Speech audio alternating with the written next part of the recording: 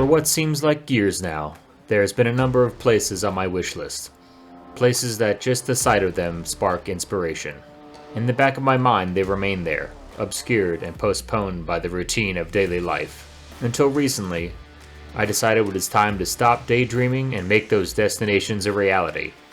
Over the next 2 weeks, you'll follow along with my dog Orion as we set out on our incredible solo expedition exploring the Great Southwest. This is our journey.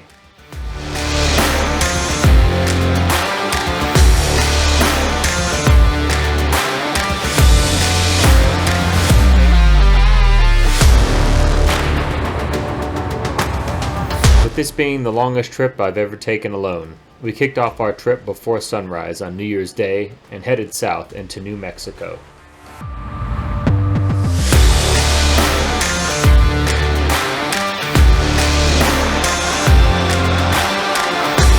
Hey, what's happening, everyone? Figured I'd give you guys a quick road trip update here. Just outside Socorro, New Mexico. About to head into a canyon here to find camp. It's been a long day on the road. Been driving about 9 hours now, so Orion and I are ready to find camp. Right, buddy? You ready? You ready to find camp? All right, let's do this.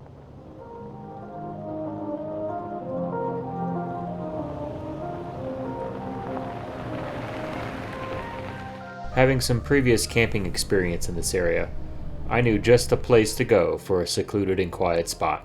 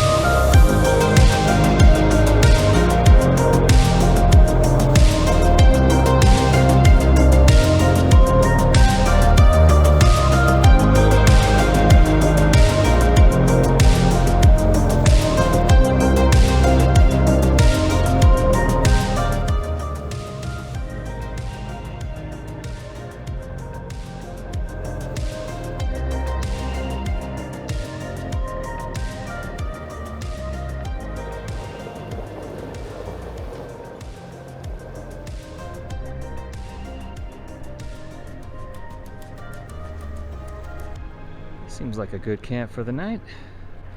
Orion, what do you think? This good? Yeah?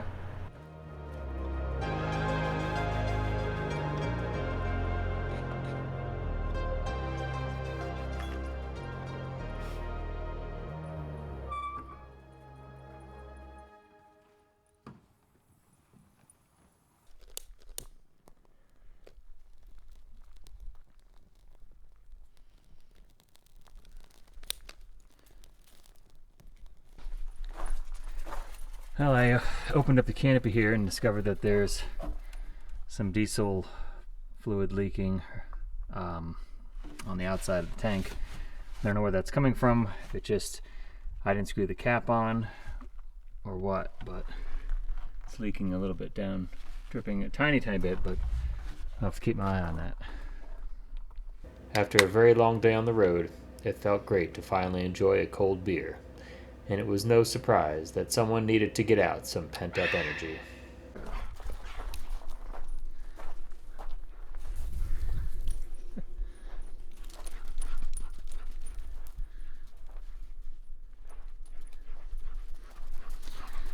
Hey, buddy. Yeah.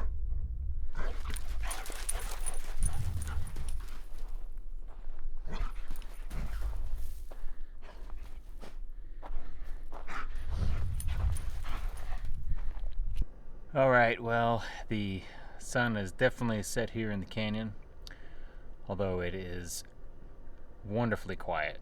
Like, you can hear your ears ring. It's that level of quietness. So it's really peaceful after just a long day of driving. Anyhow, me and Orion are probably going to tuck in super early. I just had a quick bite to eat, and we're going to go ahead and get cozy inside here and call it a day. See you tomorrow. How you doing?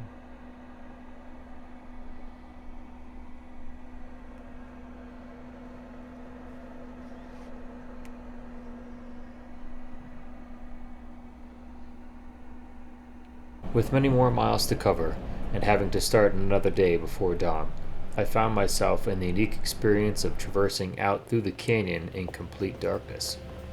It was a cool experience, to say the least.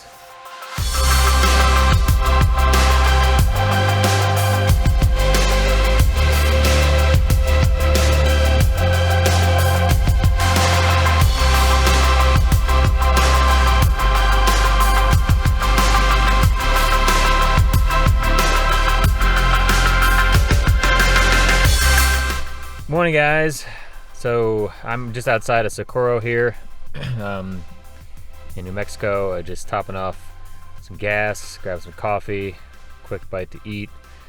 It's a bit of a hard push to get to Yuma, Arizona, which is my ultimate destination today. So I think I'm going to break it up into kind of 2 days, stop and see some sights, and a place on my wish list, which is White Sands, New Mexico, which is kind of one of the things on my list anyway. Didn't exactly plan to go there, but we're going to make it happen and going to stop and see some sights on the way. And I think the plan for right now is to stop in Tucson for the night and hopefully get there to complete this day, and we'll start the journey up again tomorrow. On our way to White Sands, we had to make a quick stop at the McGinn's Pistachio Farm, home of the world's largest pistachio. This gigantic pistachio monument was built in memory of Thomas McGinn, founder of the Tree Ranch. This popular attraction has been featured in movies and TV shows, so we just had to see it for ourselves. But I didn't leave without partaking in some delicious pistachio ice cream.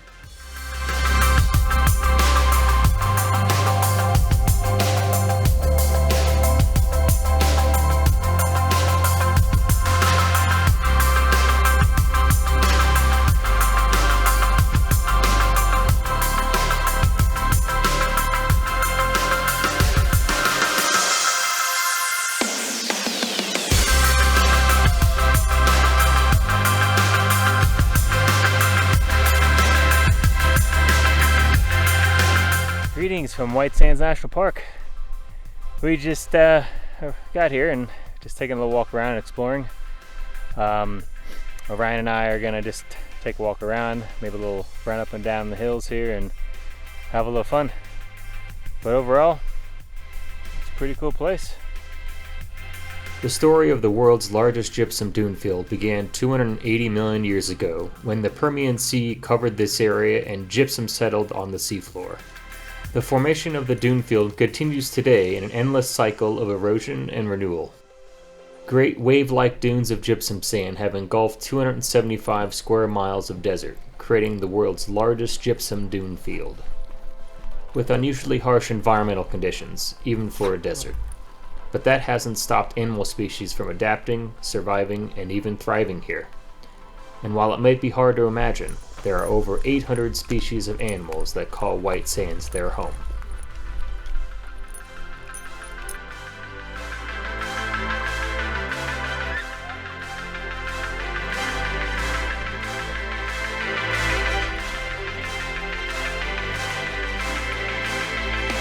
After a much-needed jaunt around the dunes, we ventured further into the park to find an area to pit stop for lunch.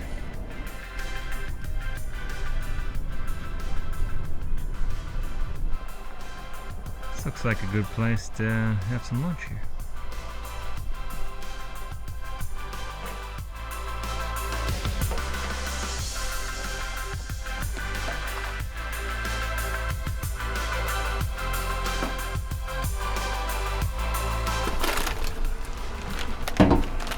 Do you put chips on your sandwich?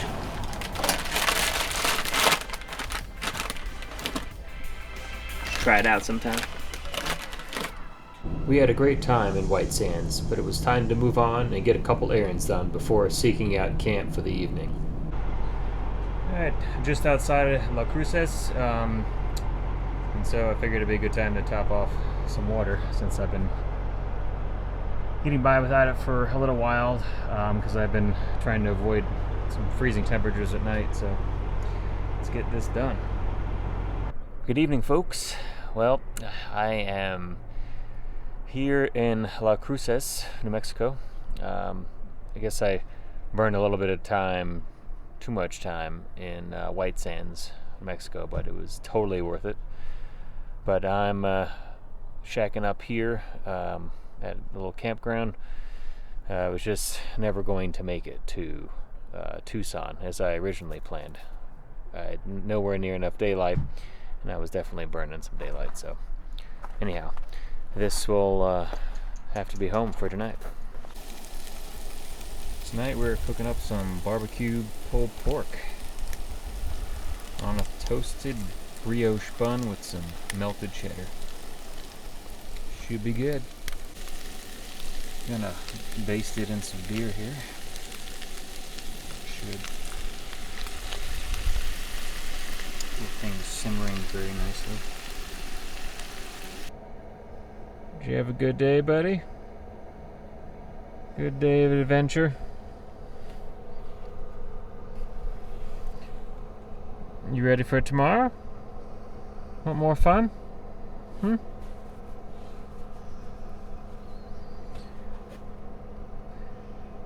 Well, that's all, folks. On to tomorrow's adventure. Good night.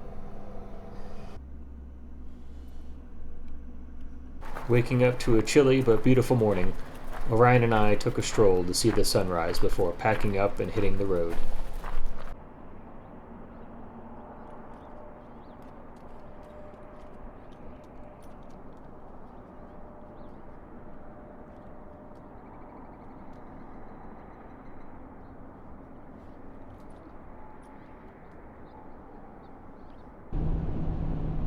After a few hours of anxious driving, we finally reached our next destination, and we were both eager to stretch our legs and go for a little hike. What's doing, Orion?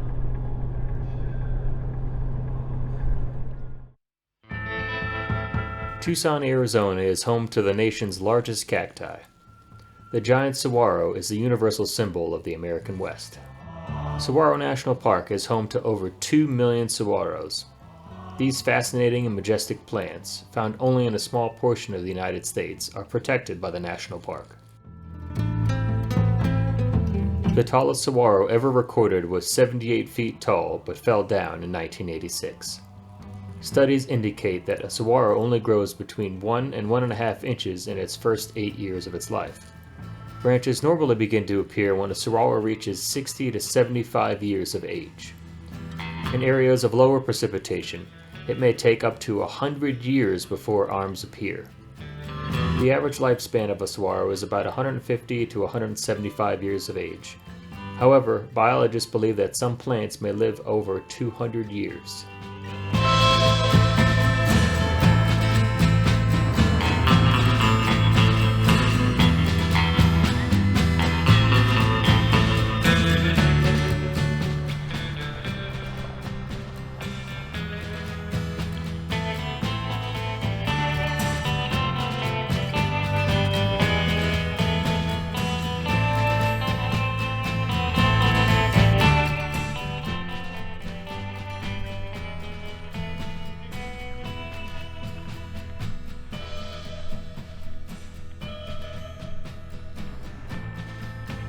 We finally made it to Tucson, where we're getting out to just stretch our legs, go on a little hike, enjoy the beautiful Sonoran Desert.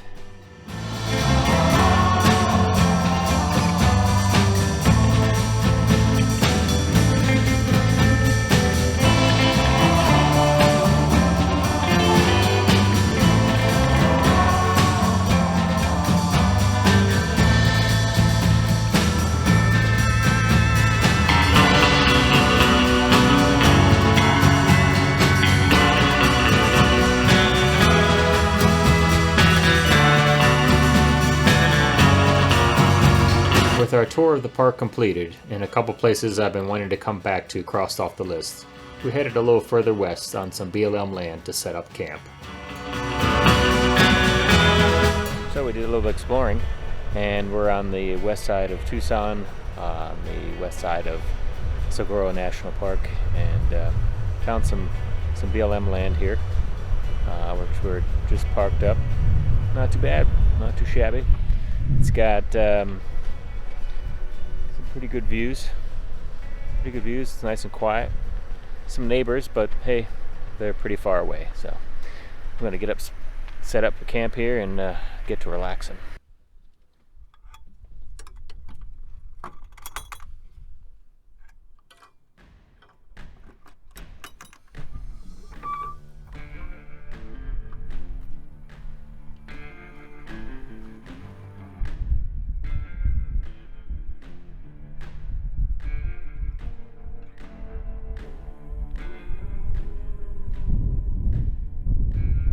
Here we are at camp. I think Orion's happy. We get to see a beautiful sunset though.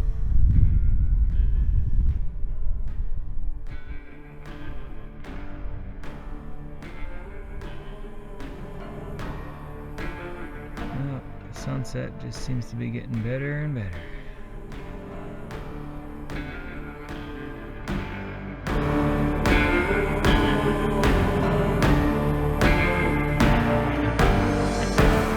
Here's the finished product. We got grilled chicken pita with homemade pickled onions.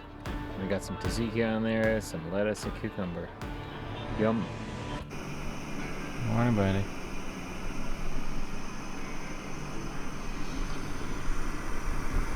We are just waking up here. It is Thursday, January 4th. Just making some coffee. Woke up to a wet, rainy morning from last night. Let's kick off the day here. Before we continued on the highway west, I decided to change plans slightly and instead head to Dateland, Arizona. Orion and I made sure to enjoy another sunrise, and I took the time to remind myself that trips don't start and stop with pavement or dirt roads. Always remember that no matter what the plan or outcome, it's all about the journey. There's no specific time or place to be at. Pure adventure is the absence of expectation.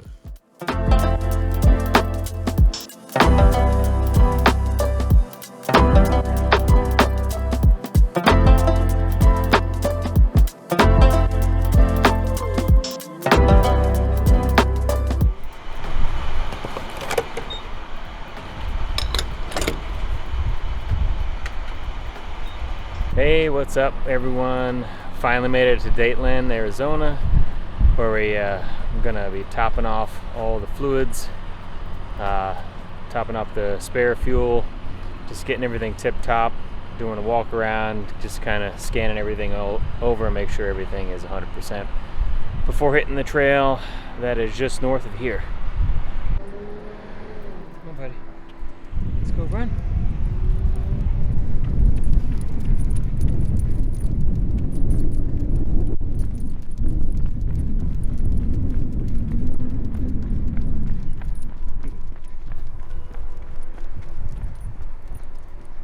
After over 900 miles on pavement and years in the making, we finally arrived at the Arizona Peace Trail.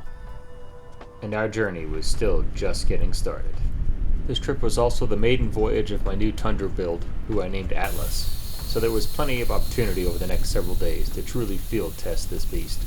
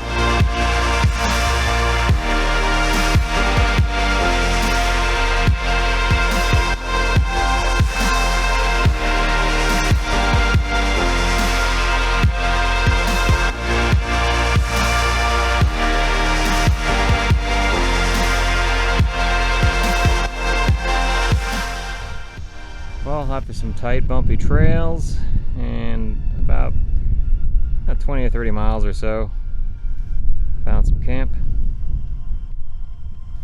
in the middle of the desert.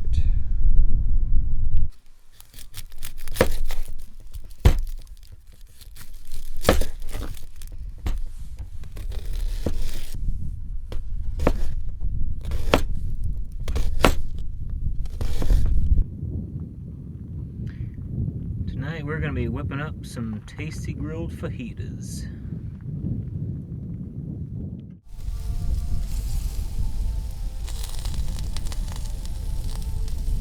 As the sun set and nightfall closed in, Orion and I enjoyed a beautifully serene evening of solitude in the desert before tucking in for the night.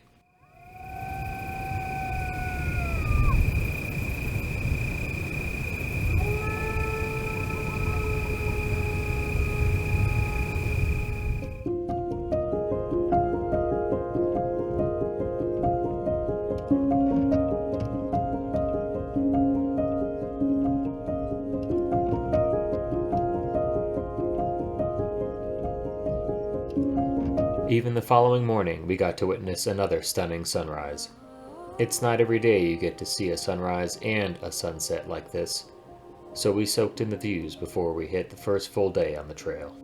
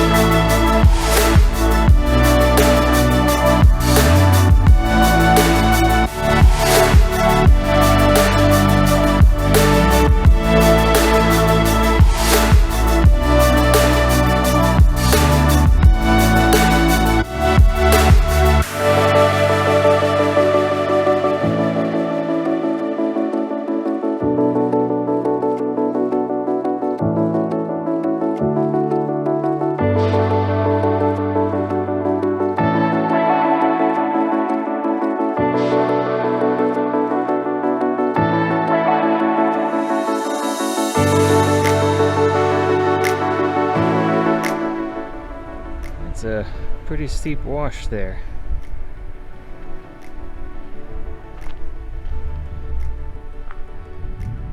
But I think that there's a bypass here. Welcome to the safari, folks.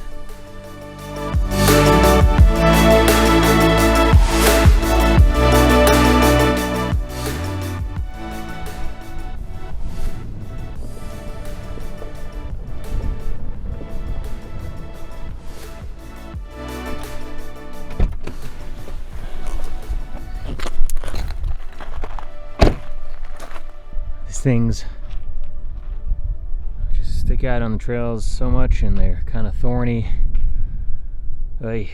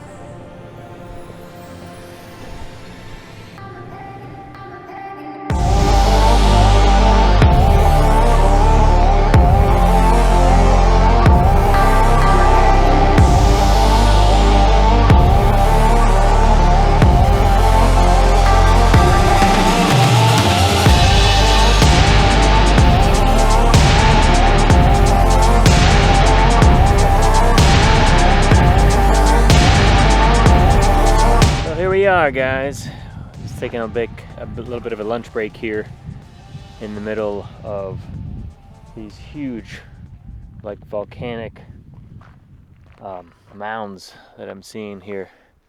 There's one there, and there's a ton behind us that we just drove through in this valley. It's been a little bit of a bumpy trail, definitely rocky and kind of slow moving, so just taking a quick little pit stop here, and the wind's picking up as well, but hopefully we'll have lunch and see what lies ahead. Oh boy, I wonder when that happened. Gotta get rid of that. United States of Sauce America, baby. I thought that was amusing.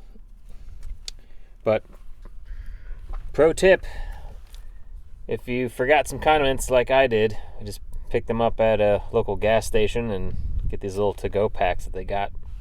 Problem solved. Thought I'd give you guys a quick little preview of what lunch trailside looks like.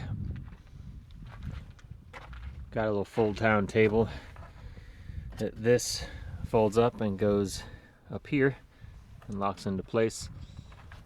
Got some pantry stuff, items and stuff in there, some other storage bins and stainless steel cups and glasses, hand soap, towels, kitchen utensils.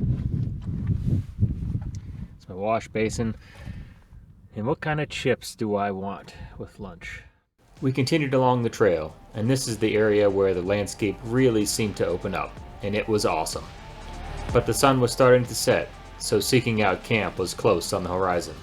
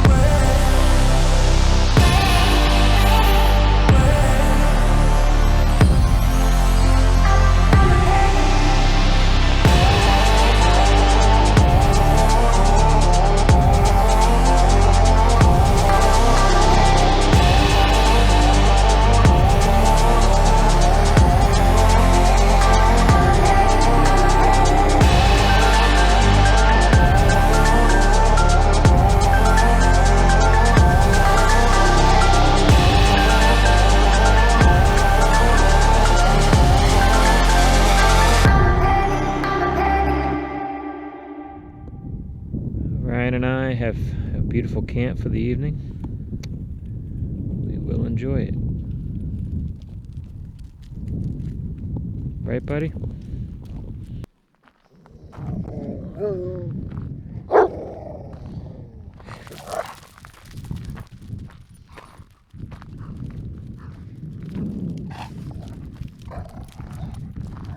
What are you doing, buddy?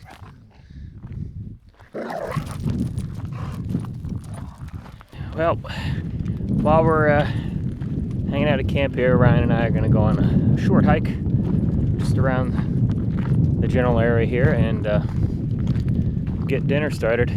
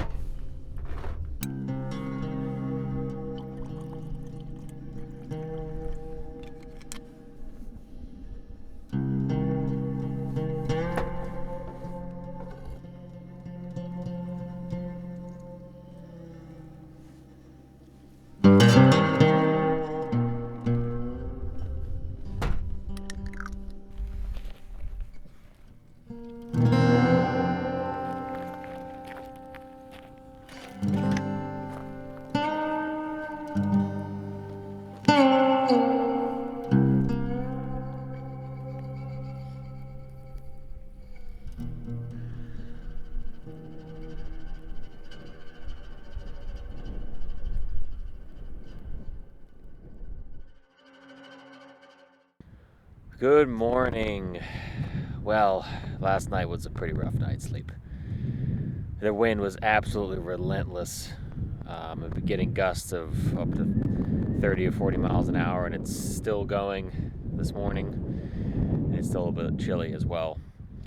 I'm about 20 miles south of Seoul, and I'm going to continue heading north. I'm going to stop real quick to see if I can get some diesel gas rather, since I've been having to run the diesel heater almost every night. But here we are, and now I'm going to try to make some coffee here in this wind and pack up and head the road.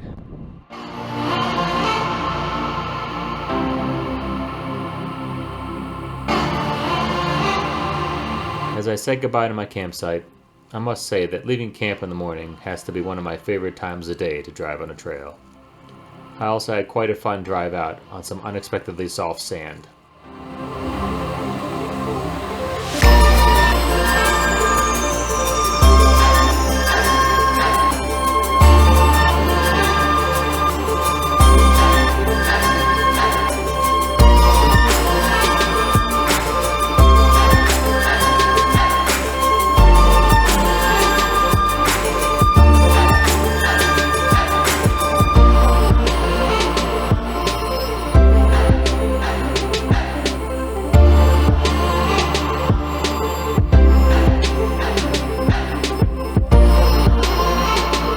It was an enjoyable drive towards the next section of trail, but I ultimately had some difficult decisions to make. I deliberated for a while before making a choice to continue down a section of trail towards an area I wasn't even sure I wanted to risk doing alone.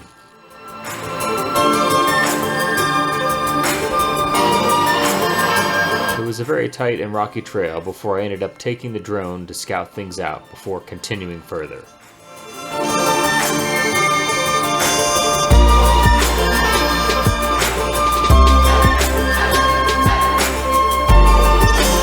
Unfortunately, in order to minimize risk, I had to go all the way back the way that I came to circumvent a large portion of the trail.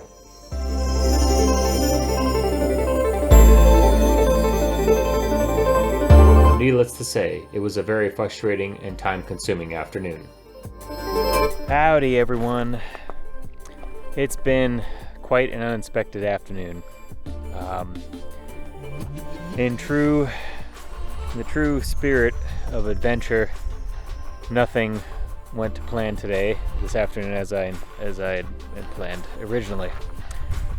I had high hopes for camping in the Swansea mine area in the mountains, but there was some trail I just didn't really feel comfortable doing, and so I had to backtrack quite a bit from progress that I already made, and now I'm stopped here in Vicksburg, Arizona, instead of trying to push for the next hour and a half to Lake Havasu City, which was my other plan. So I wanted to do kind of an interesting dinner tonight, and I'm gonna attempt to make some beef bourguignon in the pot. So anyway, time to unwind. I'm going to keep this relatively simple for tonight. We got some steaks there, which I'm just going to cube up to like some 1-inch cubes, and I'll sear them on the pan here for a little bit. I got carrots and celery and onion, and I'll probably do some salt, pepper, and some garlic, and just kind of see how it progresses. I was going to let it slow simmer here on the Kango, the pot here. I got some beef broth I'm going to use, and then it's just some cheap cab for this. So, I mean, normally this thing, you could do this 2 or 3 hours or so, and that's usually how long it would take, but we're going to try to do this in about half the time. I'll just stew some stuff here and make a kind of a stock in the pot and with the rest of the vegetables, and we'll just see how it progresses. All right, we got the onion diced, looking good. Just put that in the pan a little bit. Gonna just get that cooking a little bit.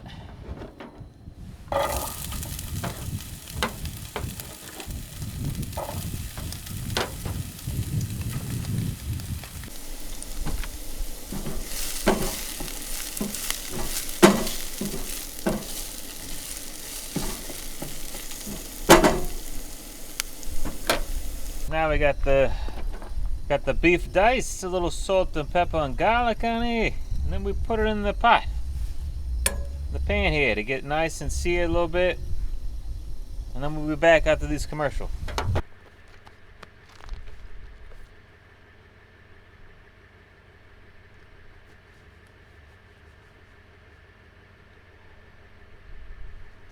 I got the vegetables cut, and those are starting to simmer in there a little bit, but this is ready to go. Just gonna put a little broth in there, let that simmer down for a little bit after it's done searing a bit. Then I'm gonna put that in there with some more beef broth and some of the wine and see how it goes. Winging it. Never cooked it before, but it can't be bad.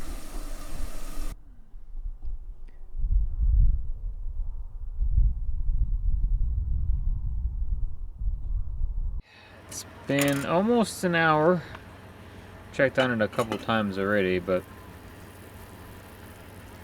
let's see. Yeah, it's getting there. Starting to reduce down a bit. So far, so good. And here she is, folks. Beef bourguignon with some garlic mashed potatoes. Yum.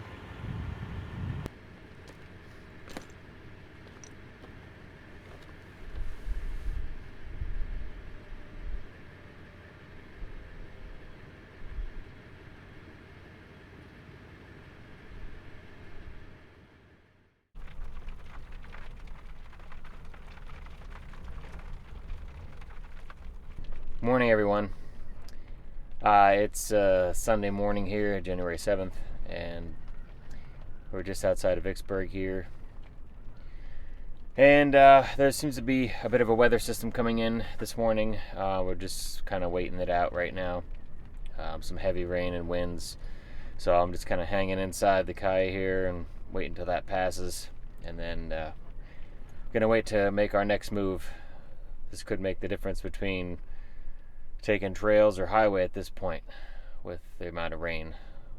So we'll see what happens. There's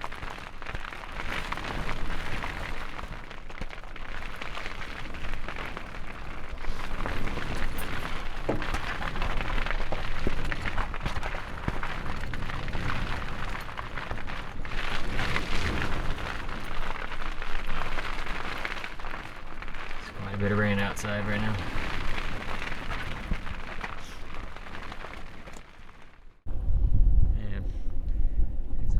Cold and rainy morning here.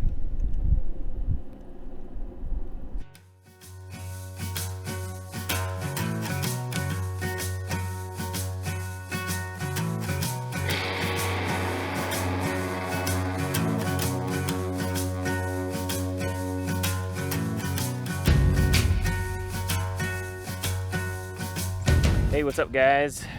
Quick update. We are just south of Lake Havasu City.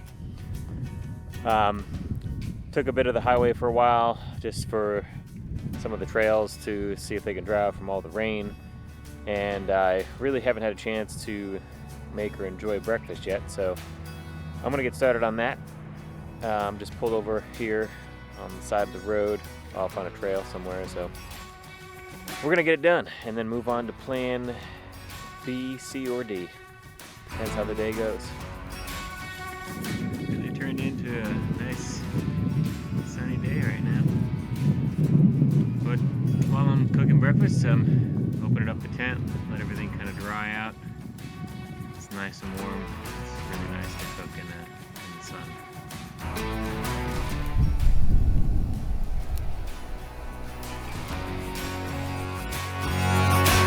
Once the storm passed, I decided to pivot my plans somewhat and made my way onto the next leg of the journey.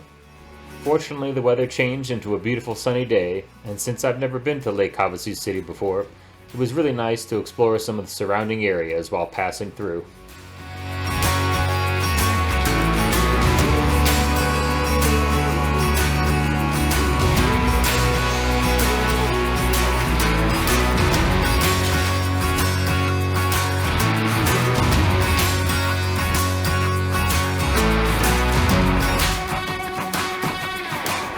But before we left town, we took a small detour to a really cool place, seemingly in the middle of the desert.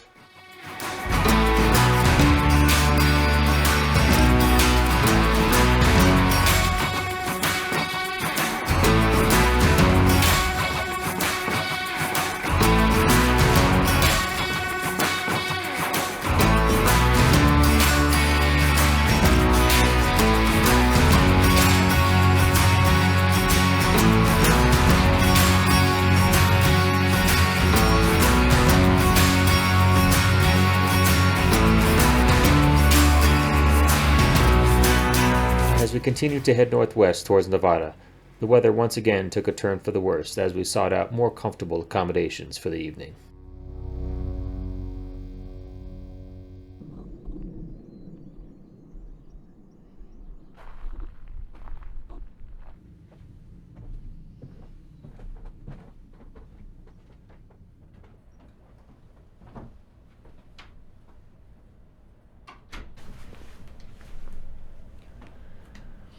Hey, what's happening, guys?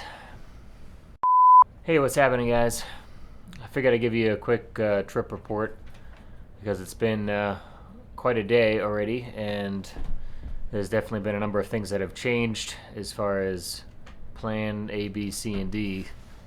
We were enjoying our day exploring a little bit of Lake Havasu City, and just proceeded to take the highway north for a while in order to bypass some off-road trails, just because kind of getting a little short on time, and I wanted to prioritize some of my points of interest and places that I wanted to go ultimately. Right now, outside of Las Vegas, I was driving along the highway there, and I saw what looked to be a pretty bad dust storm off in the distance, and then got a wind advisory notification that there's gusts of up to 45-mile-an-hour winds, and that's just not going to be pleasant at camp for Orion and I. So we found a cabin kind of outside of the city, tucked in the mountains a little bit, and we're gonna just wait out the weather here a little bit and get comfortable here in the cabin, and we'll see what tomorrow ultimately brings. So see you tomorrow.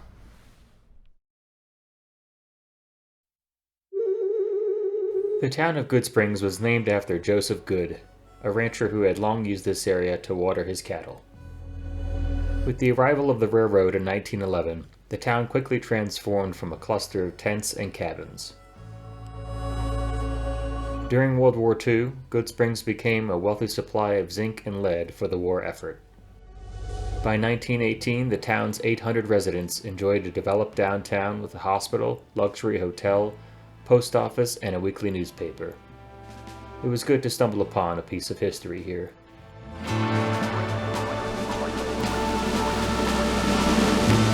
With a warm night's sleep in the historic town of Good Springs, a fresh mindset, and despite it being a bitter cold and windy morning, we were in good position to set our sights on a portion of the Nevada BDR to make our way towards the border of California. So we packed up and hit the trail.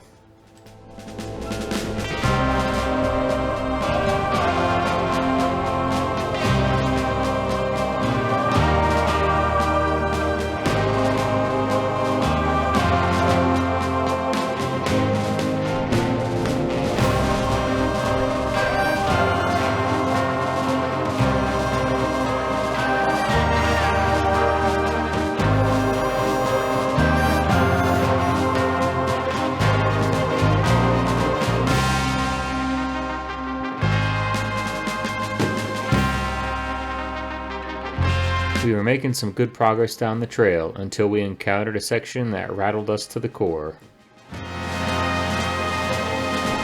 It's just one of those types of trails that gives you and your vehicle a relentless beating.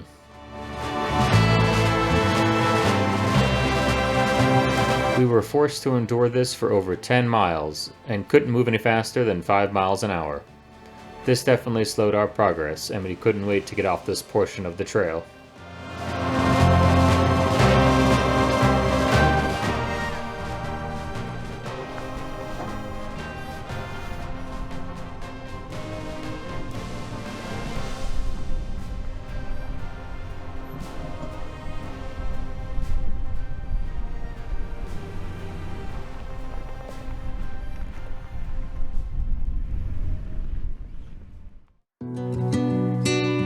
Relieved to be back on pavement for a while, we proceeded towards the southern end of Death Valley and the next leg of our journey, and another highly anticipated set of locations on my wish list.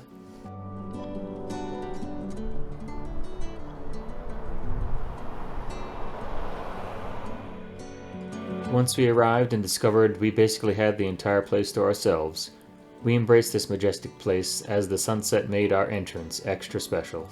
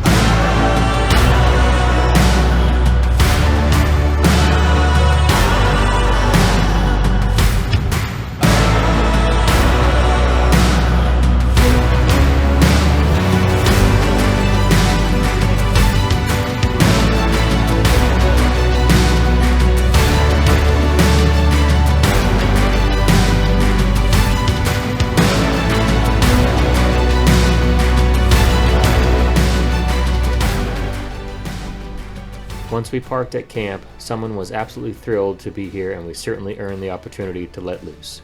Playtime and exploring was absolutely necessary.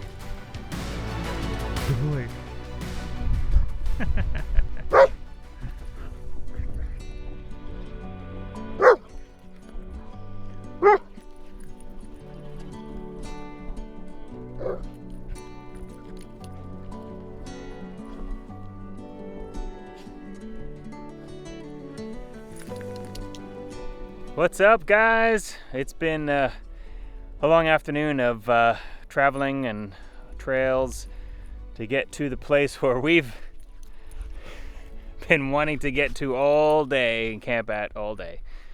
We're at the Dumont Dunes here, just south of Death Valley, and we're pretty much the only ones here. It's absolutely stunning. Got to see the sunset. And Orion is having an absolute blast. He's in his most happy place. Come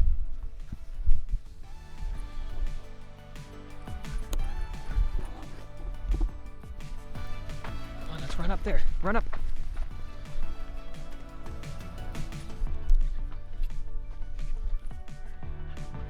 Go.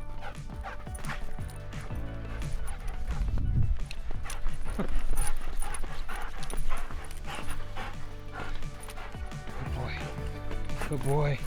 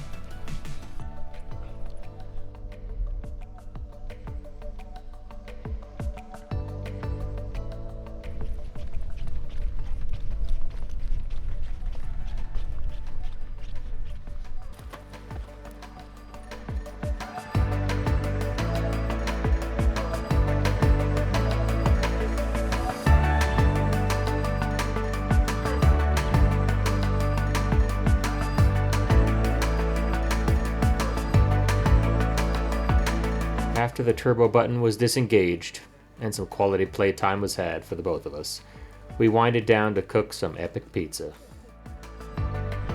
Alright, tonight we're having some camp pizza. I got some garlic naan bread, threw together some toppings that I had on the top,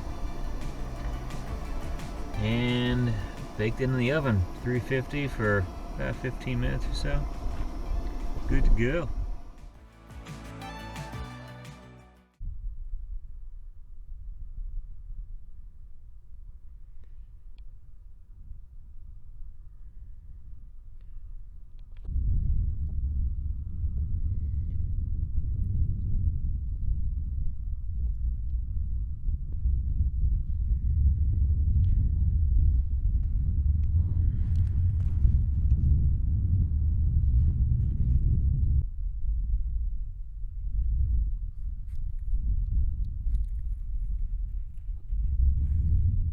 So, in the spirit of being in the dunes,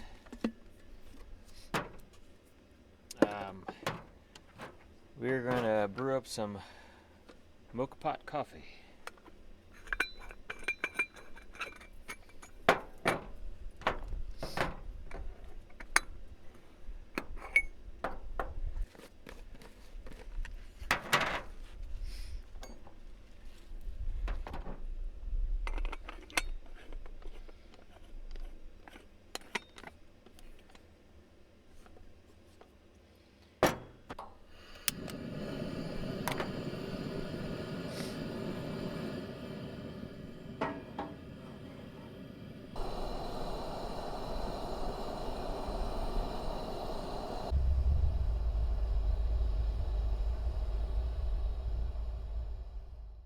It was a very relaxing and quiet morning. For me, I find that creating a travel journal helps me to reflect on my past experiences and places. But more importantly, it helps me to slow down, be present, and become more centered during my nomadic trips.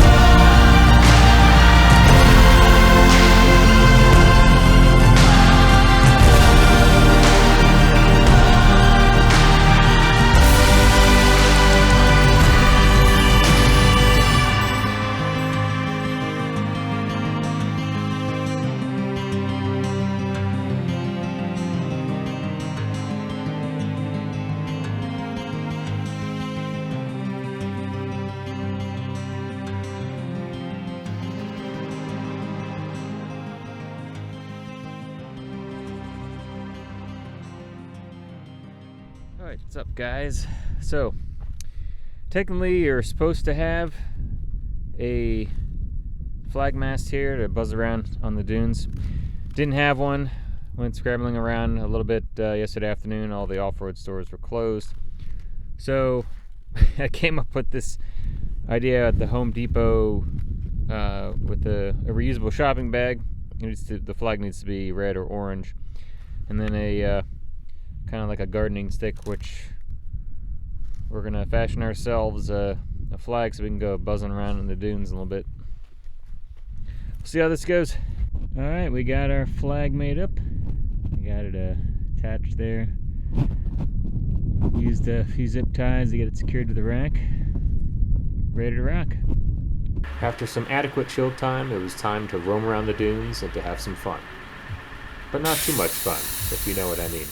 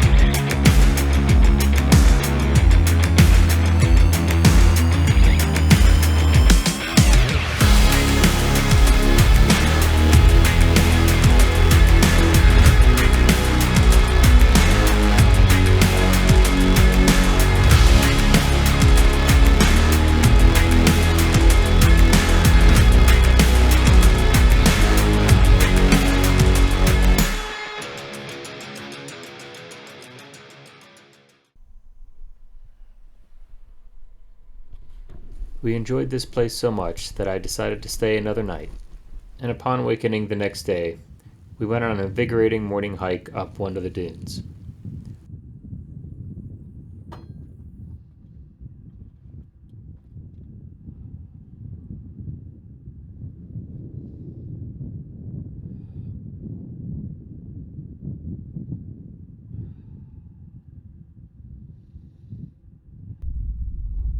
We had a particular goal in mind, so we just went for it.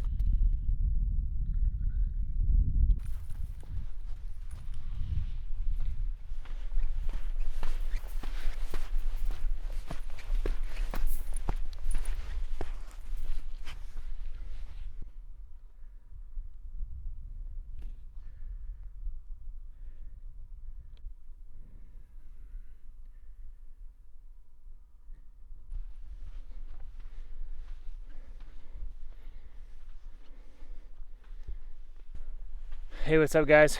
Just about halfway up this dune on our little morning hike. These dunes are a lot, not bigger than they seem. There we are down there. That's the vehicle down there. Just pretty steep as well and soft sand, so it's a good little morning hike workout.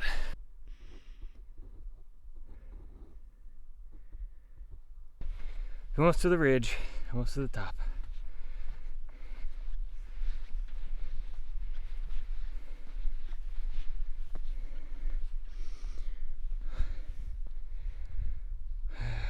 Worth it.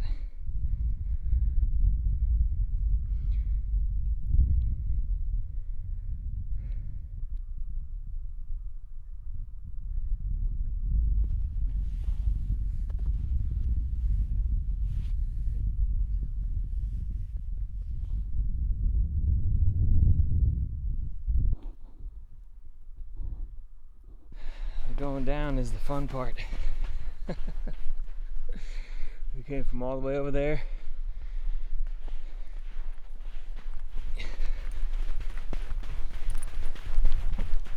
Oh my God. I'm carrying about 10 pounds of sand in my shoes right now. Gotta run, gotta run, gotta run.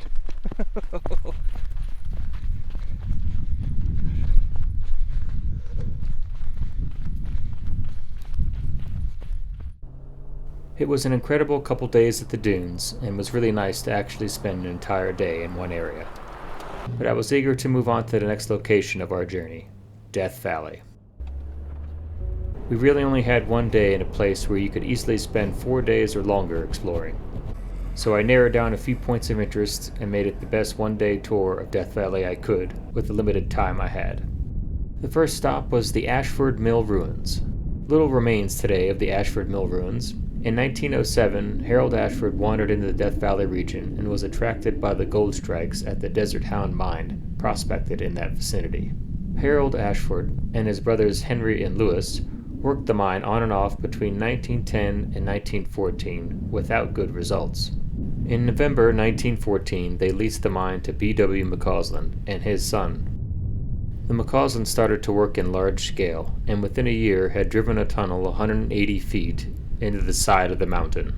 The McCauslands soon discovered that the ores from the mine were not rich enough to justify their capital expenditures, and they ceased operations in September 1915. Well, we've made it to Death Valley finally, and it's exciting to be here. Seems like we're the only souls here today, but we're going to keep heading north and see what we can explore. It's a beautiful place.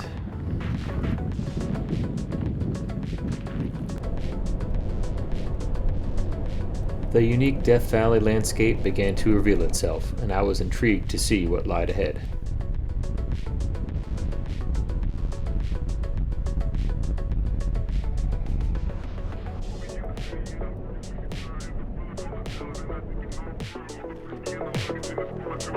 Badwater Basin is a large salt flat and the lowest point in North America at 282 feet below sea level, and one of the lowest points in the world. The salt flat covers nearly 200 square miles and is made up of sodium chloride, calcite, gypsum, and borax. Stories suggest that Badwater Basin earned its name when a mule belonging to an early surveyor refused to drink from the spring-fed pool near the present-day boardwalk.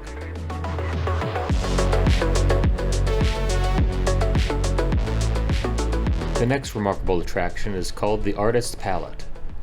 More than 5 million years ago, repeated volcanic eruptions blanketed the landscape, depositing ash and minerals.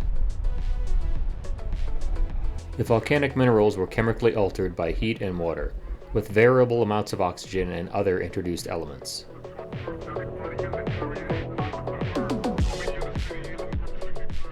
Chemical analysis have identified a paint pot of elements such as iron, aluminum, magnesium, and titanium, but no copper.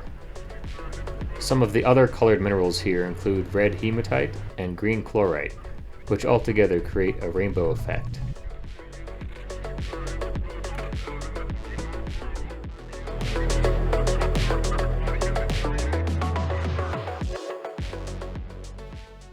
Up next on our tour is another iconic and fascinating landscape called Zabriskie Point. Named after Christian Zabriskie, president of the Pacific Coast Borax Company, who have been active in the Death Valley region since the 1890s. This landscape is a result of violent water and earthquakes 3 to 5 million years ago, before the deepest parts of Death Valley had formed. Fine silt and volcanic ash wash into a lake, settling into the bottom, ultimately creating a thick deposit of clay, sandstone, and siltstone. As the layers uplifted, intense periodic rainstorms caused erosion of the soft rocks into the chaotic and strangely beautiful landscape we see today. As much as I was enjoying my tour around Death Valley, daylight was burning quickly, and the anxiety of reaching my next destination in time was building. questions kept circling in my mind. Would I make it there before dark so I can ultimately take photos at golden hour? Would there be camp spots available? Would the weather be in my favor? So I hightailed it the next 110 miles. I could see it emerging on the horizon, the glow of the final minutes of sunset illuminating what looked to be only an illusion before me. It was so close. But that's not what really happened. I guess you're wondering why I'm sitting in this room versus what you just saw of me entering the Throne of Pinnacles. Well, that was the plan last night. I got there with very limited daylight left and was searching around a little bit for a camp spot, but eventually discovered that the wind was just utterly unbearable. And there was going to be gusts of wind throughout the night up to 65 miles an hour, which was not something I was going to stay around for. So I made the difficult decision to bail and get a hotel in Ridgecrest. It was unfortunate that I have to leave, but I plan on probably going back, during the day when I can actually see more of it and the wind is not as brutal as it was last night. So let's go. Determined to see the Throne of Pinnacles, that's exactly what I did. I went back early the next morning.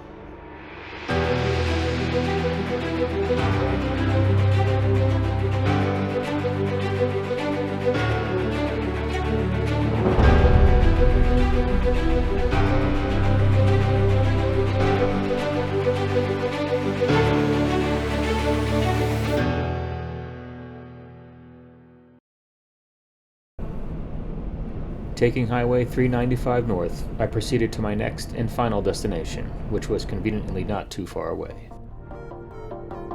The Alabama Hills is a powerful place, but they are not hills at all, and they are what's popularly known as the eastern slopes of the Sierra Nevada mountain range. In Spanish, Sierra Nevada translates to the snow-covered mountain range. The Alabama Hills were named after the CSS Alabama, a Confederate warship deployed during the American Civil War. When news of the ship's exploits reached prospectors in California, they named many mining claims after the ship, and the name came to be across the entire mountain range.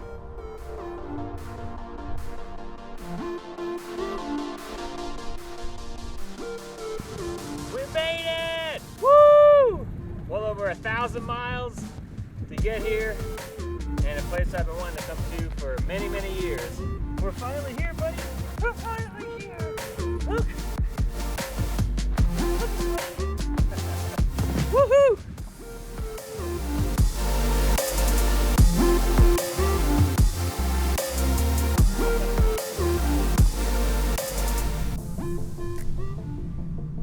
The Alabama Hills certainly lives up to its name, and we spent our last remaining hours roaming around this unreal place.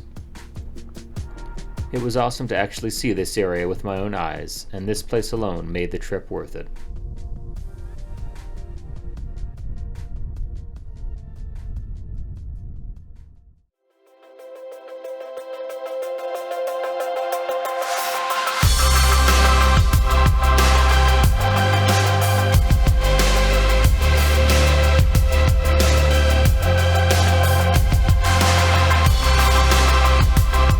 I encourage you to chase what makes you feel alive. Don't postpone your passions or visiting the places that enthrall you, and those that inspire and spark a sense of adventure, especially when you promise your dog that you'll take him on an adventure. You have one shot in this life. Be sure to get out and explore this unbelievable world. Thank you for watching. I'll see you on the next one.